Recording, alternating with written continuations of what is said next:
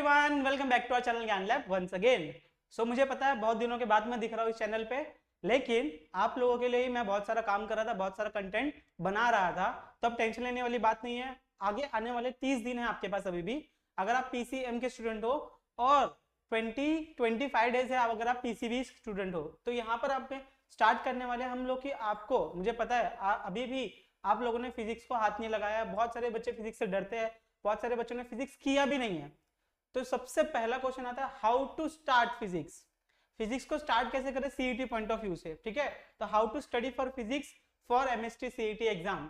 इसके बाद में आपके लिए बहुत सारे वीडियोस आएंगे, बहुत सारे इंपॉर्टेंट क्वेश्चंस आएंगे, ठीक है। मैं आपके लिए पीवाईक्यू सीरीज बनाने वाला हूँ, जिसमें मैं आपके 2024 के जितने भी पीवाईक्यूज होंगे, ठीक है, वो करने वाला हूँ। तो आपको बहुत इंपॉर्टेंट ये वीडियोस आने वाली है। इस वीडियो को ध्यान से देखना। इस वीडियो में मैं बताने वाला हूँ कि आप लोग के लिए आगे क्या क्या आने वाला है। तो फटाफट इस वीडियो को लाइक कर दो, अपने फ्रेंड्स के साथ शेयर कर दो, चैनल को सब्सक्राइब कर दो। तो फटाफट वीडियो को शुरू करते हैं, ठीक है। तो जैसे आप लोग ने यहाँ पर देखा कि how to start studying for MST CET physics, physics के लिए कैसे पढ़ना चालू करें। तो देखो कुछ पॉइंट्स है यहाँ पर, मैं 7-8 पॉइंट बताऊंगा। ट्राई करो इन सारे पॉइंट्स को फॉलो करने के लिए और आपका फिजिक्स इजी होना स्टार्ट हो जाएगा, ठीक है। सबसे पहला पॉइंट है अंडरस्टैंड द एग्जाम पैटर्न। आपको पैटर्न समझना बहुत बहुत बहुत इंपॉर्टेंट है। क्यों मैं ऐसे बोल रहा हूँ सर, हमें तो पैटर्न पता है। कैसे सर? सर 100 मार्क्स का मैथ्स होगा या फिर बायोलॉजी होगा, और 50 मार्क्स का फिजिक्स होगा, 50 मार्क्स का केमिस्ट्री हो गया सर। अरे बच्चा, मैं देखो अभी फिजिक्स के बारे में बात करो, ध्यान से सुन। फिजिक्स का पैटर्न समझ, फिजिक्स के लिए करना क्या है वो समझ। सर क्या मुझे पूरा करना है? सर क्लास 12 के तो 16 चैप्टर है, क्लास 11 के तुझे पता नहीं होगा 10 चैप्टर हो गए हैं, पूरा टोटल 10 टॉपिक हो गए हैं।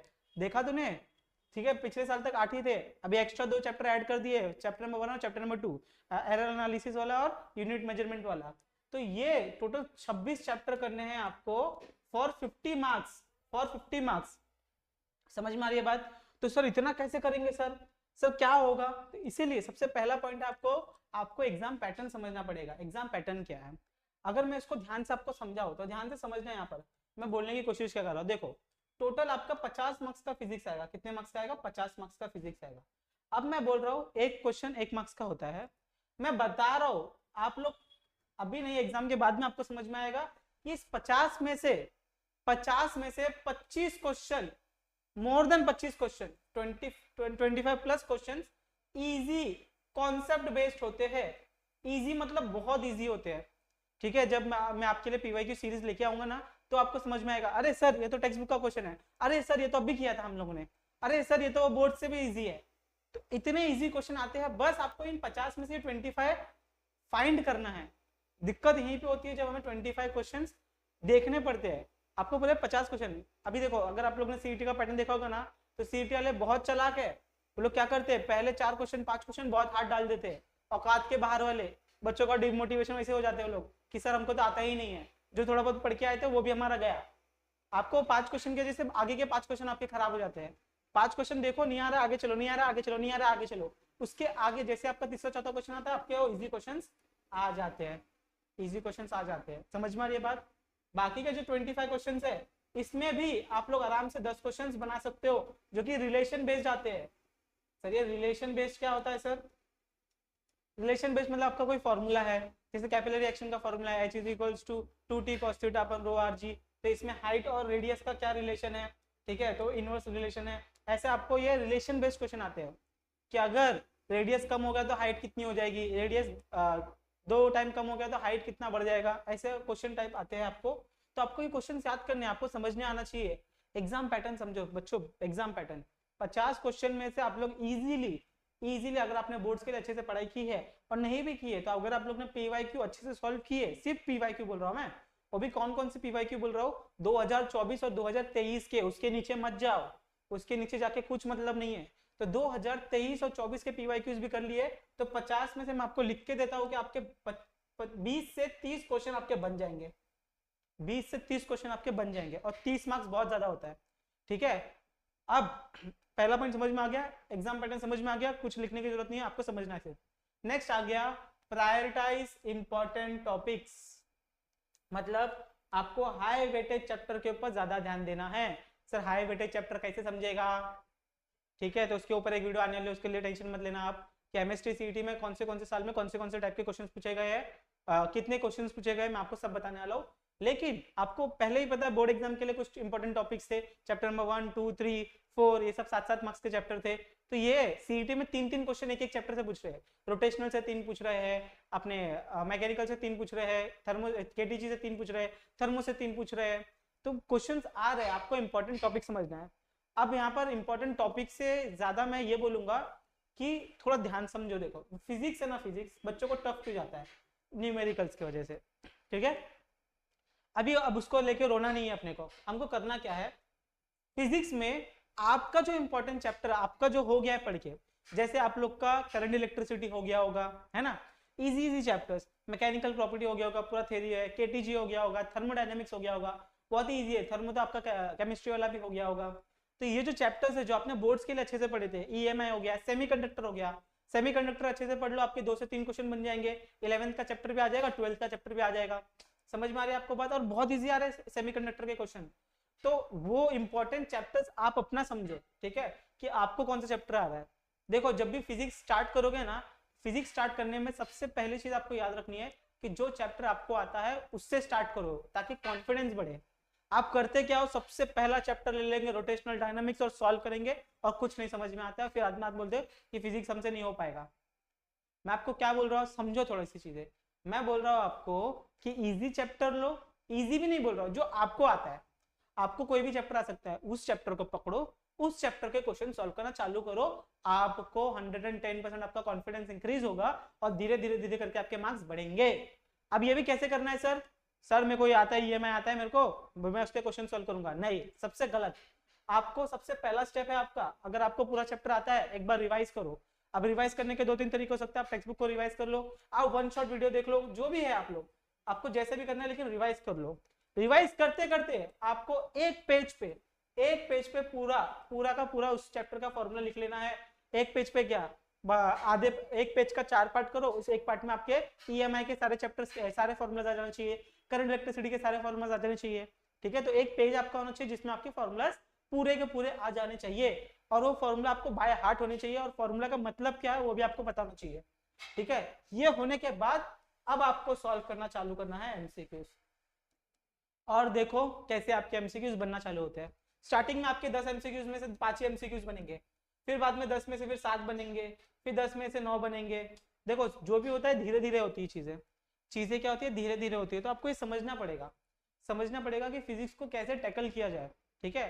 फिजिक्स आपका दुश्मन नहीं है, फिजिक्स ही सबसे अच्छा सब्जेक्ट है, लेकिन बच्चे पढ़ते नहीं है, इसलिए उनको बहुत हार्ड लगता है। लेकिन पहला पॉइंट क्या था, अंडरस्टैंड एग्जाम पैटर्न समझ में आ गया अपने को।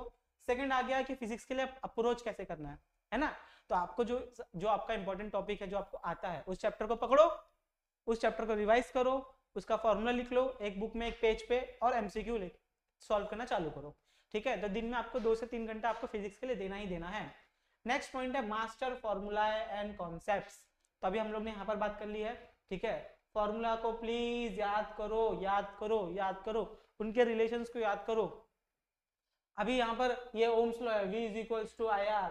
बहुत सारे बच्चे, ठीक है, V को वोल्टेज बोलने की जगह पे क्या बोलते हैं, सर वॉल्यूम है, सर वेलोसिटी है, ठीक है। ऐसे बच्चे आज भी है, 12वीं हो गई उनकी, तो भी उनको ये V का मतलब नहीं पता, ठीक है। तो ऐसे बहुत सारे टर्म्स है जहाँ पर अभी हम लोग सेकंड चैप्टर ले लेंगे, उसमें टर्मिनल वेलोसिटी का फॉर्मूला है, उसमें रो क्या स्टैंड करता है, सिग्मा क्या स्टैंड करता है, ठीक है, नहीं पता है, ठीक है। तो आपको थोड़ी सी जिम्मेदारी लेनी पड़ेगी, और ये सारे टर्म्स का मतलब भी आपको पता होना चाहिए। सिर्फ फॉर्मूला जब आप पढ़ रहे हो तो रटना नहीं है, उसको समझना है, उसके कॉन्सेप्ट को समझना है, ठीक है।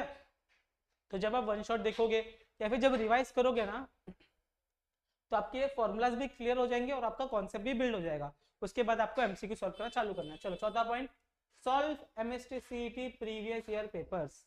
Very very very very important point, आपको सीईटी के प्रीवियस ईयर के पेपर सॉल्व करने ही करने हैं। इससे होता क्या है सर, इससे हमें आइडिया मिल जाता है। क्या मिल जाता है, आइडिया कि क्वेश्चन आते कैसे। क्योंकि बहुत सारे बच्चे तो पहले से डरे हुए हैं कि सर पेपर बहुत हार्ड आता है। अरे भाई तू क्वेश्चन तो देख, क्वेश्चन देखने के बाद सोल्यूशन तो समझ, तो फिर बोल उसके आगे कि हार्ड आता है, इजी आता है, क्या होता है। पेपर बहुत इजी आता है, क्वेश्चंस इजी आते हैं, कुछ हार्ड क्वेश्चन आते हैं। मैं बोल रहा हूँ आपको 50 में से 30 मार्क्स के लिए पढ़ना है, 30 मार्क्स के लिए पढ़ लो, आपका जिंदगी बहुत अच्छा हो जाएगा, गवर्नमेंट कॉलेज आपको मिल जाएगा। क्योंकि अभी तक आप लोग ने फिजिक्स के लिए हाथ नहीं लगाया है, लेकिन अब आप लोग सोच रहे हो कि सर फिजिक्स में 30 मार्क्स कैसे आ जाएगा, ये सबसे बड़ा स्टेप है आपके लिए। ठीक है, तो फिजिक्स में आपको जितना मार्क्स मिल जाए उतना आपके लिए बोनस है। आप मैथ्स के लिए पढ़ रहे हो, बायोलॉजी के लिए पढ़ रहे हो, केमिस्ट्री के लिए पढ़ रहे हो, फिजिक्स के लिए नहीं पढ़ रहे हो, सच्ची सच्ची बताना कमेंट करके, पढ़ रहे हो कि नहीं पढ़ रहे हो। नहीं पढ़ रहे, मुझे पता है ना, 90% जनता फिजिक्स नहीं पढ़ रही है, वो सिर्फ मैथ्स कर रही है, बायोलॉजी कर रही है, केमिस्ट्री कर रही है, फिजिक्स नहीं कर रही है। क्यों? एक तो डर है, सेकंड समझ में नहीं आ रहा है, थर्ड कैसे करेंगे। तो ये वीडियो आपके लिए ही है कि कैसे करना है। नेक्स्ट आता है use time management strategies, very very very important. क्यों मैं इसको इंपॉर्टेंट बोल रहा हूं? क्योंकि आपको भी पता है कि जो सीईटी एग्जाम है it is time bounded exam. ठीक है, 3 घंटे में आपको 200 क्वेश्चन करने हैं। अगर मैं और सिंप्लीफाई करूं तो आपको जो 100 मार्क्स है वो 100 मार्क्स के लिए 100 क्वेश्चन के लिए आपको 90 मिनट मिलेगा। कितना मिनट मिलेगा? 90 मिनट। तो आपको एक क्वेश्चन के लिए 1 मिनट भी नहीं मिल रहा है, 50 सेकंड्स मिल रहे हैं। तो 50 सेकंड में आपको क्वेश्चन पढ़ना है, उसको सॉल्व करना है, टिक करके आगे चलना है। तो इसमें आपको टाइम मैनेज बहुत इंपॉर्टेंट है। सीईटी वाले ऐसे गूगली फेंकेंगे आपको क्वेश्चंस, जो क्वेश्चंस बहुत ही हार्ड होंगे, बच्चा वहां पे टाइम वेस्ट कर देता है, आगे के क्वेश्चन छूट जाते हैं इजी वाले। आपको समझ में आना चाहिए, elimination technique is very important in CET exam. कोई भी सीईटी एग्जाम आप लोग फ्यूचर में दोगे ना, एमबीए की दोगे, लॉ की दोगे, कोई भी दो, सब में आपका एक इंपॉर्टेंट चीज है एलिमिनेशन टेक्निक। मतलब क्या? आपको समझना पड़ेगा कि कौन सा क्वेश्चन सॉल्व करना है, कौन सा नहीं करना है, कौन से ऑप्शन में से आपको 4 ऑप्शन में से 2 ऑप्शन ऐसे डिलीट करने होते हैं। डिलीट मतलब कट करने होते हैं। ठीक है, तो समझो टाइम मैनेजमेंट। सर ये कैसे आएगा? अभी देखो, इनिशियली जब आप रखोगे तो आपको इनिशियली आपको कुछ करने की जरूरत नहीं है, लेकिन जब आप मॉक टेस्ट दोगे ना, तो मॉक टेस्ट में बहुत इंपॉर्टेंट चीज है कि आप लोग टाइम देख देख के क्वेश्चन सॉल्व करो और फटाफट क्वेश्चन सॉल्व करो, बहुत इंपॉर्टेंट चीज है ये। ठीक है, नेक्स्ट आ गया use online mock test and practice apps. अभी जहां से मॉक टेस्ट मिल जाए, सबसे पहले तो सीईटी की वेबसाइट पे खुद का एक मॉक टेस्ट दिया है, 2 मॉक टेस्ट आप लोगों को दे सकते हो। प्लस आपको पता ही है बहुत सारे एप्लीकेशन है जहाँ पे आपको मॉक टेस्ट मिल जाते हैं, फ्री में भी मिलते हैं और पेड भी मिलते हैं। तो मैं आपको सजेस्ट करूंगा कि पेड वाले की तरफ जाना, क्योंकि पेड वाले में अच्छे लेवल के क्वेश्चंस होते हैं जहाँ पे आपकी प्रैक्टिस अच्छी हो सकती है। ठीक है, मॉक टेस्ट सर कब देना है? कब देना है सर मॉक टेस्ट? हमें मॉक टेस्ट देना है जब हमारा एग्जाम नजदीक आ जाए। तो मैं ये आइडियली मान के चल रहा हूँ कि अभी आप पढ़ाई करना चालू कर रहे हो, तो आपको मॉक टेस्ट देना चालू करना पड़ेगा 1 अप्रैल से। कब से देना पड़ेगा? 1 अप्रैल। 1 अप्रैल से दो, 2 अप्रैल से दो। ठीक है, दिन में 1 मॉक टेस्ट इनिशियली स्टार्टिंग में 1 मॉक टेस्ट देना है। मॉक टेस्ट देने के बाद उसका एनालिसिस बहुत इंपॉर्टेंट है बच्चा। उसके बाद में आपको आगे आगे जाते जाते आपको एक दिन में 2 मॉक टेस्ट देके चालू करना पड़ेगा। ठीक है, तो बहुत इंपॉर्टेंट चीज है, मॉक टेस्ट देना पड़ेगा। फुल लेंथ मॉक टेस्ट भी देना पड़ेगा, चैप्टर वाइज भी देना पड़ेगा। चैप्टर वाइज का टाइम नहीं है तो मत दो, लेकिन फुल लेंथ मॉक टेस्ट देना ही देना है। ठीक है, next avoid this common mistakes. बहुत सारे बच्चे ये चीजें ध्यान नहीं देते, लेकिन समझो यहाँ पर है क्या चीज है। Ignoring class 11 topics. अभी देखो, आपको पता है कि क्लास 11 के वेटेज कितना है? 20% वेटेज है। मैं आपको बोल रहा हूँ अगर आपने क्लास 12 अच्छे से कर लिया ना, तो 50%, ये जो आपके 10 चैप्टर थे ना, 10 में से 5 चैप्टर आपके ऑटोमेटिकली हो जाते हैं।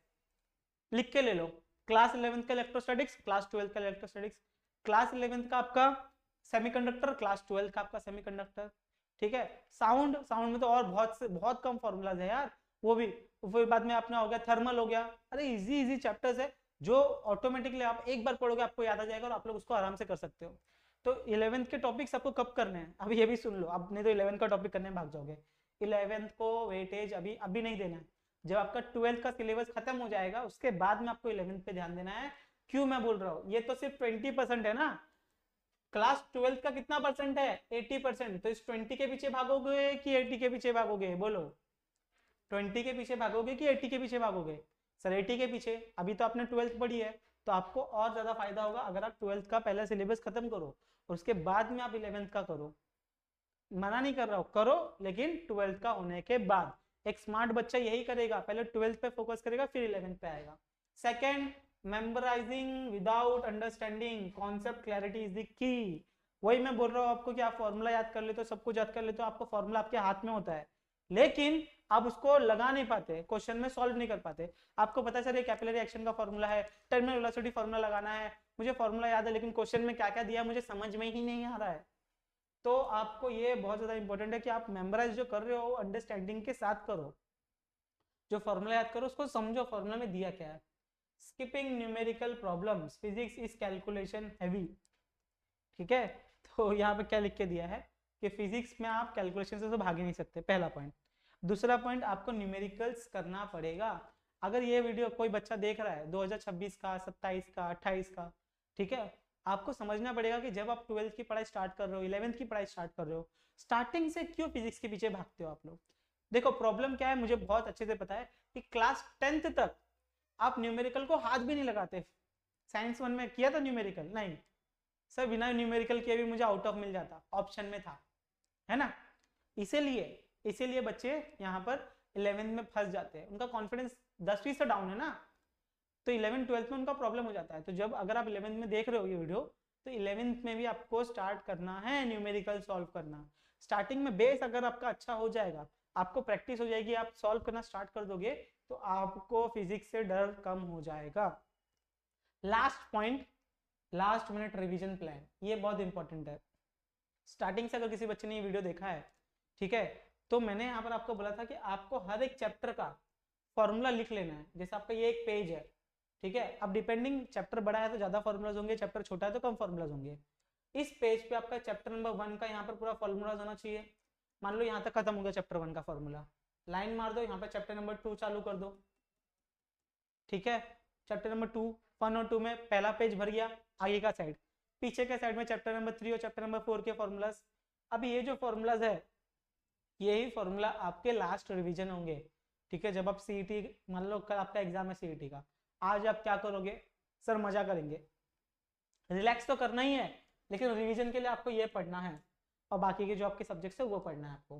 तो प्लीज प्लीज प्लीज इन सारी चीजों को फॉलो करो, समझो पेपर पैटर्न क्या है, कैसे अटेम्प्ट करना है, क्या क्या करना है। आप लोग जब तक ये चीजें नहीं समझोगे तब तक आपका गाड़ी आगे नहीं बढ़ेगा। और फिजिक्स से डर रहे हो, फिजिक्स से आपको आपके गवर्नमेंट कॉलेज से पीछे लेके जा रहा है। ठीक है, अगर फिजिक्स अच्छे से करना स्टार्ट कर दोगे तो आपका गवर्नमेंट सीट पक्का पक्का 109% फिक्स है। ठीक है, आप समझो, लास्ट टिप है, स्टे काम। नहीं किया पढ़ाई, आज से चालू कर दो, जब ये वीडियो देख लो तब से चालू कर दो। एग्जाम के 5 दिन पहले वीडियो देख लो, चालू कर दो पढ़ाई, 5 दिन में भी भविष्य बदल देंगे अपन। ठीक है, स्टे काम, आराम से पढ़ाई करेंगे, प्रैक्टिस डेली, डेली प्रैक्टिस होना चाहिए। आपको अपने डे को 3 पार्ट में डिवाइड करना चाहिए। पहले पार्ट में आपको मैथ्स या बायोलॉजी देना चाहिए क्योंकि उसका हाई वेटेज है। ठीक है, मैक्सिमम टाइम आपका वहां पे जाना चाहिए, तो 3 से 4 घंटा आपका बायोलॉजी मैथ्स में जाना चाहिए, 2 से 3 घंटा आपका केमिस्ट्री में जाना चाहिए, और लास्ट के 2 से 3 घंटे आपके फिजिक्स के लिए जाना चाहिए। आपको कम से कम ये 10 घंटे निकालने ही निकालने हैं। 10 से 12 घंटे, बच्चे 14-14, 15-15 घंटे पढ़ रहे हैं। आप लोग क्या कर रहे हो मुझे कमेंट करके बताओ, कितना घंटा पढ़ रहे हो, 1 घंटा, 1.5 घंटा, 2 घंटा। तो आपको प्लीज ये पढ़ना है and keep improving your speed and accuracy.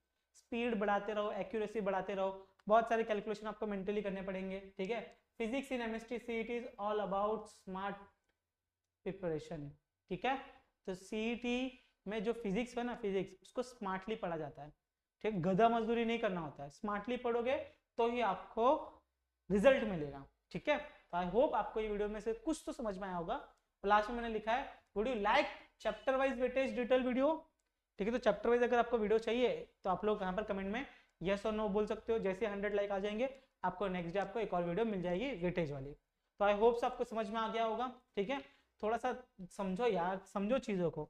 आपको मैं बोल रहा हूँ इजीली आपका बायोलॉजी हो गया, इजीली आपका केमिस्ट्री हो गया, फिजिक्स को हाथ क्यों नहीं लगा रहे हो आप? हाथ तो लगाओ, कम से कम इजी चैप्टर्स तो करो। 16 में से 8 तो करो, 16 में से 5 तो करो, 16 में से 1 चैप्टर तो करो। वो बच्चा आपके कंपटीशन से हट जाएगा जो फिजिक्स कर ही नहीं रहा है। समझो, आप कुछ तो करोगे, कुछ तो। ठीक है, तो प्लीज प्लीज प्लीज पढ़ना चालू कर दो, वीडियो देखो। चैनल पे इतनी सारी फ्री वीडियोस आ रही है, आप देख नहीं रहे हो। वीडियो को लाइक भी करते जाया करो, थोड़ा सा हमारा कॉन्फिडेंस बढ़ता है। सब्सक्राइब, मैं बता दूं 67% बच्चों ने आज तक हमारे चैनल को सब्सक्राइब नहीं किया है, लेकिन वीडियो देख के जाते हैं 67%। ठीक है, कमेंट भी कर दिया करो, जो भी डाउट रहेगा या फिर कहीं गलती हो जाती है तो आप लोग बता सकते हो। और ये शेयर करना मत भूलना, अपने दोस्तों के साथ शेयर करो वीडियो को। बाकी फटाफट बता दो और आपको कौन कौन सी वीडियो चाहिए। बाकी मिलते हैं next time, bye everyone, take care. पढ़ाई करना स्टार्ट कर दो, क्योंकि अभी नहीं तो कभी नहीं। मिलते हैं next time, bye everyone, take care.